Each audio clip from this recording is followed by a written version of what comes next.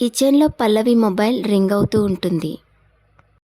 పల్లవి mobile వైపు చూసిన అవనికి విశ్వనాథ్ అనే నేమ్ కనిపిస్తుంది. విశ్వనాథ్ అంటే శ్రేయ వాళ్ళ ఫాదర్ విశ్వనాథేనా అని అనుకుంటూ ఉంటుంది అవని. తన రూమ్లోకి వచ్చి విశ్వనాథ్తో ఫోన్ మాట్లాడుతూ ఉంటుంది పల్లవి. శ్రీకర్ని తరిమేశారా అని అడుగుతాడు విశ్వనాథ్. అప్పుడే అక్కడి నుండి వెళ్తున్న అవని పల్లవి మాటలు విని అక్కడే ఆగిపోతుంది.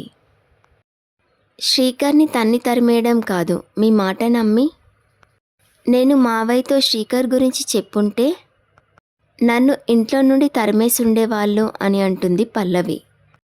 పల్లవి మాటలు విన్న అవని ఒక్కసారిగా షాక్ అవుతుంది. శ్రీకర్ అవుట్ హౌస్లో లేడు అని అంటుంది పల్లవి. అవుట్ హౌస్లో ఉన్న శ్రీకర్ని పట్టించడం కోసమే రాత్రి దొంగలు పడ్డారని పల్లవి నాటకమాడిందన్న విషయం అవనికి అర్థమైపోతుంది.